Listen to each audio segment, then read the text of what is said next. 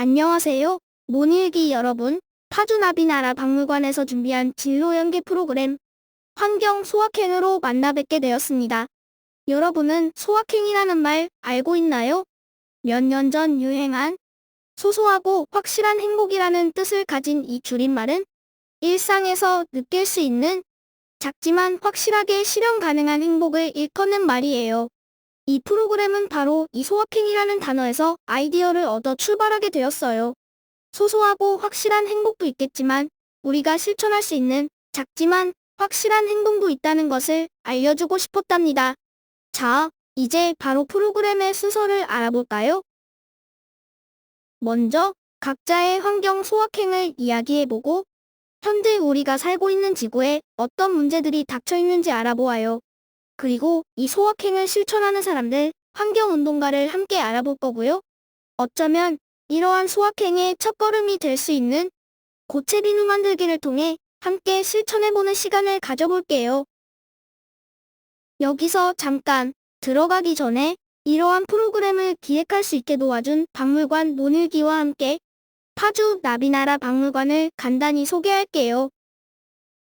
파주 나비나라 박물관은 자연 보존의 중요성과 생명의 소중함을 일깨우기 위해 2008년 개관했어요. 현재 천연기념물 1점, 환경부 보호종 8점을 포함한 천여 점의 곤충 표본이 중점적으로 전시되고 있어요. 또 지역민들과 문화적 감성을 공유하기 위해 매년 다양한 관점의 전시와 교육 프로그램을 진행하고 있어요. 여러분이 참여하고 있는 논일기 프로그램도 그 중에 하나랍니다. 자, 그럼 박물관 논일기 소개 영상을 하나 시청해볼까요? 이제 본격적으로 지구를 위한 환경 소확행을 살펴볼까요? 지구를 위한 소확행에는 어떤 것이 있는지 자신의 실천 경험을 이야기해보고 리스트를 작성해보아요. 지금 우리 지구가 점점 뜨거워지고 있다는 사실 모두 알고 있죠? 미국의 국립해양대기국 NOAA는 2021년 지구 각 지역의 땅과 바다 온도를 지난 142년간의 평균 온도와 비교해보았어요. 지난 142년간의 지구 평균 온도와 비교했을 때 대부분 붉은색으로 물들고 있는 것 보이나요? 우리 지구는 점점 뜨거워지고 있어요. 뜨거워지고 있는 지구에서는 이렇게 다양한 기후변화가 발생했어요. 지구의 각 지역에서 미세먼지 악화, 그리고 때 아닌 홍수 피해 등이 이어졌고, 특히 2020년 9월 미국 덴버에서는 하루 만에 폭염과 폭설을 오가는 그야말로 역대급 기상이변 현상이 일어나기도 했죠. 또 근래의 가장 큰 이슈 중 하나였던 호주 산불은 2019년 9월에 발생하여 다음 해인 2020년 2월까지 이어졌어요.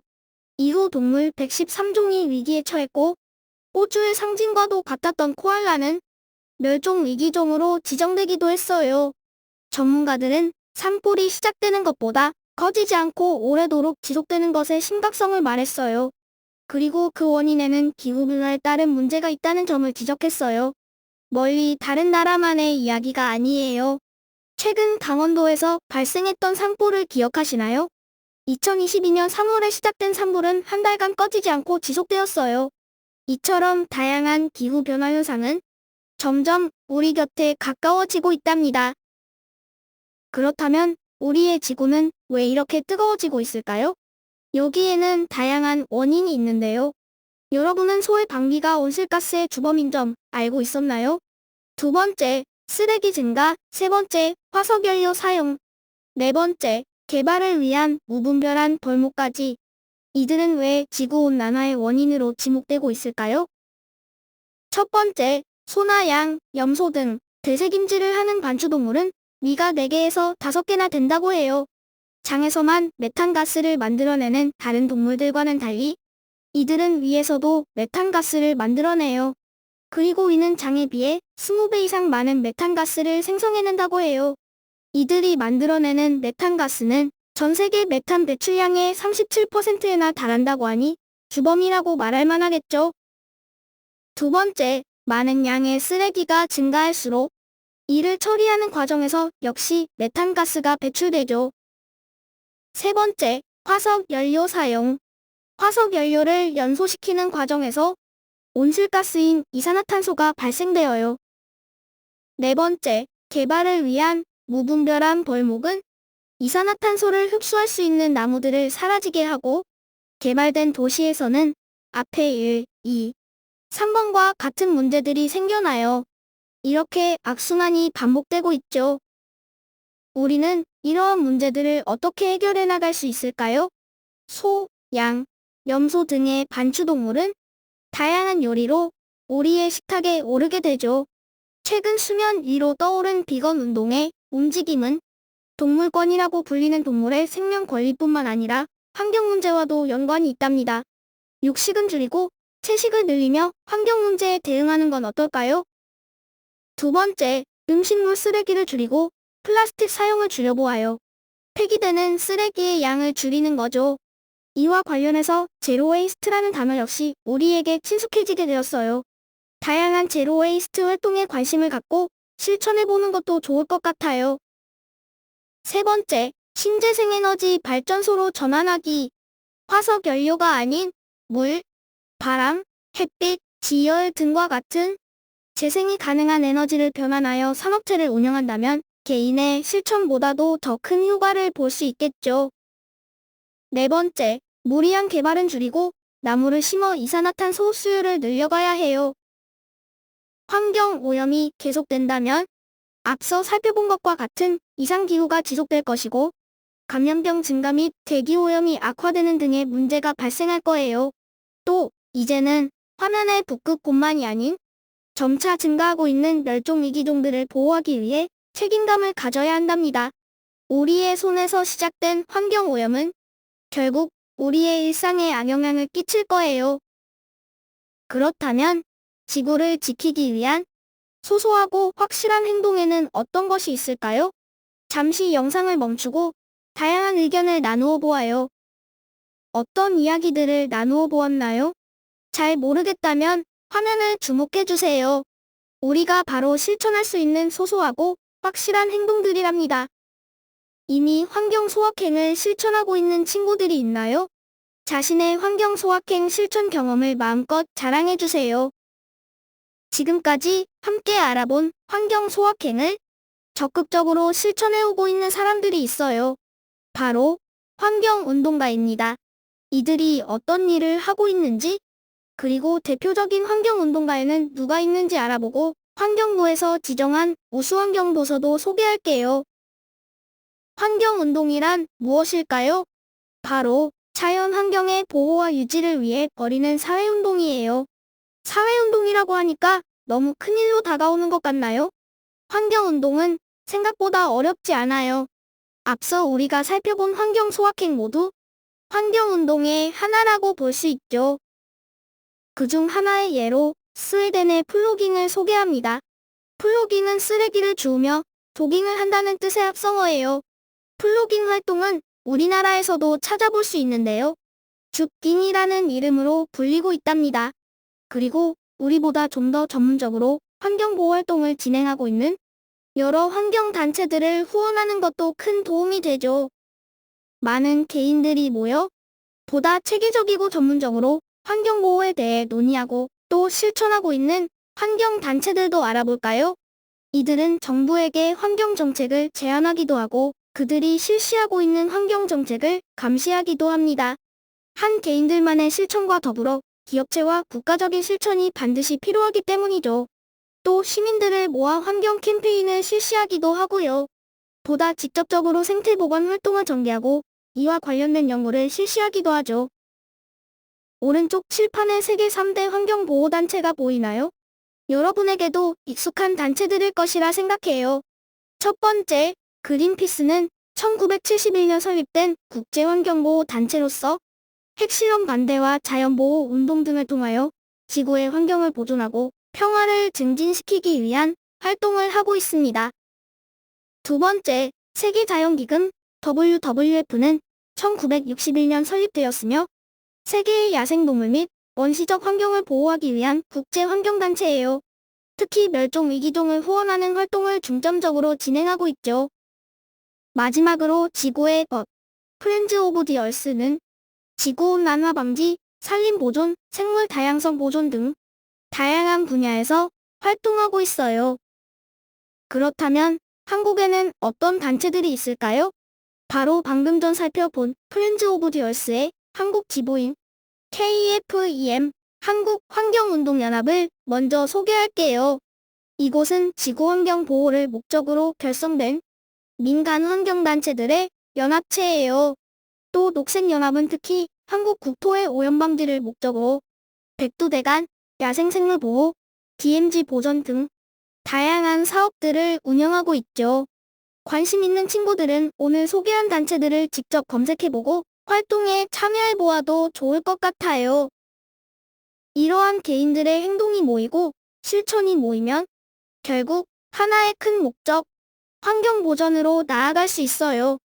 우리의 소확행이 환경 보전으로 나아갈 수 있도록 지금 이 수업을 듣고 있는 여러분들부터 작은 실천을 이어나가 주었으면 좋겠어요. 자, 이제 적극적으로 환경 소확행을 실천해온 사람들, 환경운동가에는 대표적으로 누가 있는지 알아볼까요? 먼저 세계적으로 알려져 있는 여러 성인 환경운동가들을 알아볼 건데요. 이 순서의 소제목인 모타이나이라는 단어는 원래 일본에서 쓰이던 과분하다, 아깝다 라는 뜻의 용어예요. 일본에서는 원래의 뜻에서 발전하여 일상에서 물건이나 자원을 귀하게 여기고 보존하려는 태도라는 뜻으로 사용하고 있다고 합니다. 우리가 바로 살펴볼 왕가리 마타이라는 환경운동가는 2005년 일본을 방문하였을 때 이 단어의 감명을 받아 자주 사용했다고 하는데요. 이러한 모타이나이 정신을 실천한 환경운동가 왕가리 마타이를 먼저 만나볼까요? 왕가리 마타이는 케냐의 여성 환경운동가로서 그린벨트 운동을 시작하여 아프리카의 사회, 경제, 문화적 발전을 촉진시킨 사람으로 알려져 있어요. 1970년대 아프리카는 무분별한 벌목으로 산림훼손이 심각한 상황이었어요.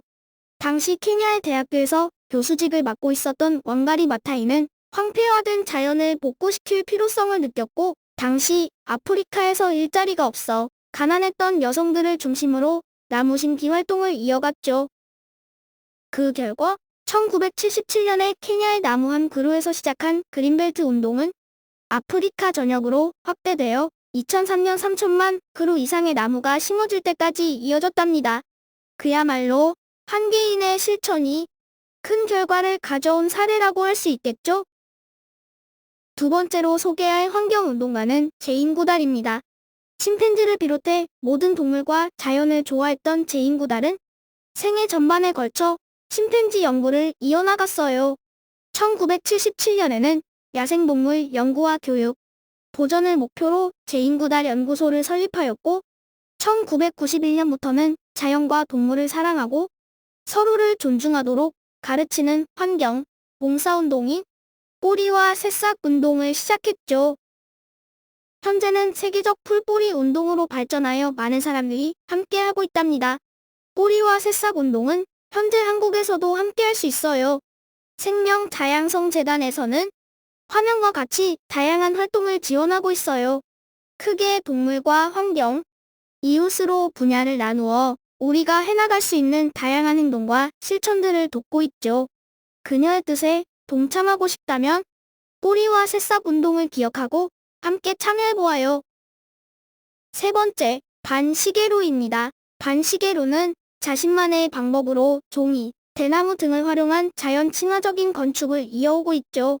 그는 뉴질랜드에 있는 교회가 지진으로 무너지자 이를 골판지로 다시 지어주었어요.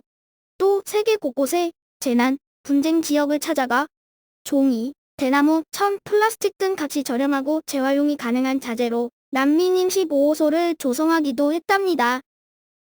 지속 가능한 건축물을 짓는 반시계로처럼 자신만의 분야에서 환경을 위한 고민과 실천을 해가는 것도 멋있지 않나요? 다음으로는 청소년 환경운동가들을 알아볼 건데요. 이번 순서의 소제목인 큰일을 하는데 너는 결코 작지 않아 라는 문장은 그레타 툰베리를 다룬 책 표지의 문구를 인용한 것이랍니다. 이 책은 여러 국가에서 다양한 언어로 번역되어 출판되었는데요. 결국 환경을 위한 행동은 어린이부터 청소년, 어른 모두 시작할 수 있다는 말로 느껴졌어요. 그럼 어떤 청소년 환경운동가들이 있는지 살펴볼까요? 앞에서 먼저 만나보았던 그레타 툰베리를 소개합니다. 스웨덴의 청소년 환경운동가인 이 소녀는 최근 전 세계를 떠들썩하게 만들었는데요. 바로 기후변화 대책 마련을 촉구하기 위한 1위 시위가 화제가 되면서였어요. 그녀의 말과 행동을 살펴볼까요? 2018년 8월 20일 금요일, 기후변화에 대한 위기감과 심각성을 느껴왔던 그레타 툰베리는 당장의 학교에서 보내는 시간보다 기후를 위한 행동이 우선이라고 생각했어요. 그렇게 기후를 위한 학교 파업을 시작했죠. 그렇다고 학교에서의 배움이 모두 의미가 없는 것은 절대 아니죠. 매일 불성실하게 학교를 결석한 것도 아니에요. 다만 그레타 툰베리는 현재의 지구 환경에 대해 보다 많은 사람들에게 알리고자 했고, 결과적으로 혼자 시작했던 1인 시위는 세계 25개국의 지구를 가진 미래를 위한 금요일 캠페인으로 확장되었어요. 전 세계의 주목을 받은 그녀는 2019년 노벨 평화상 후보 1순위에 올랐고, 타임지, BBC, 포브스지, 네이처 등의 언론에서 올해의 인물, 올해의 여성, 세상을 바꾼 10대 등으로 선정되기도 했답니다. 그레타 툰베리는 희망이 아닌 우리의 행동이 필요하다고 말해요. 최근에는 2021년 기후를 위한 청년 정상회의에서 환경정책에 그럴듯한 단어들만 만들어 제시하고 행동하지 않는 전 세계의 리더들을 비판했죠. 보다 나은 복구는 유엔과 미국 조 바이든 대통령 등이 재난 대처 방안으로 내놓은 전략이기도 했어요. 정치인들의 말뿐인 정책을 직접적으로 비판한 것이죠. 그레타가 이렇게 환경에 대해 외칠 수 있었던 행동의 출발점은 환경에 대한 관심과 문제에 대한 직시, 그리고 행동하는 실천력이었습니다. 유엔 회의에서 연설을 하지 않아도, 올해의 인물로 선정되지 않아도 우리는 모두 행동할 수 있어요. 작은 실천이라도 말이에요. 다음으로 소개할 환경운동가는 조너선 리입니다. 재미교포로 이승민이라는 이름도 가지고 있어요. 현재는 어엿한 성인이 되었지만 조너선 리는 10살이던 2007년부터 환경에 관심을 갖고 다양한 활동을 이어왔어요.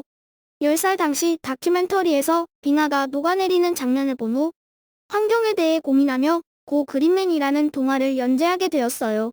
이를 아버지가 인터넷에 올려 연재하게 되었고, 2달 만에 방문자 수가 10만 명을 넘길 만큼 미국에서 큰 관심을 받았답니다. 이후 조너선 리는 1년에 세계 어린이 한 명당 한 그루 나무 심기 운동, 패스트푸드 레스토랑 재활용 캠페인 등 환경운동을 적극적으로 실천해 나갔어요. 한국에도 여러 번 방문하여 활동했는데, 태안 기름 유출 사건 당시 기름 제거 작업에 동참하기도 하고, DMZ 평화행사 나무 심기 활동을 진행하기도 했죠. 2009년에는 12세의 나이로 세계 청소년 환경연대를 설립했어요. 이때 평화에도 관심을 가지게 되며 DMZ 어린이 평화숲 만들기 운동을 펼치기도 했고요. 2012년 푸른 교실 프로젝트를 진행하며 세계 각지에 찾아가 어린이들에게 환경과 관련된 활동들을 소개하기도 했죠. 어때요? 우리 또래의 청소년들도 충분히 많은 일들을 해낼 수 있지 않나요? 지금까지 여러 방면에서 활동한 환경운동가들을 만나보았는데요. 이들을 소개한 책을 읽어보며 환경에 좀 더 관심을 가져보는 건 어떨까요? 다음으로는 2021년 환경부에서 지정한 우수원 경보서를 소개할게요. 첫 번째, 제인 구달에 관련된 책입니다. 이 책은 만화로 구성되어 있어 좀 더 가볍게 읽어볼 수 있어요. 동물을 사랑했던 그녀의 삶 전반을 살펴볼 수 있답니다. 두 번째, 아까 먼저 만나보았죠? 그레타 툰베리에 관한 책입니다. 책 말미에는 그녀의 행동과 관련된 다양한 기사와 영상 링크가 QR코드로 삽입되어 있기도 해요. 지구를 구하는 10대 환경운동가 그레타 툰베리에 대해 궁금하다면 읽어보길 추천합니다.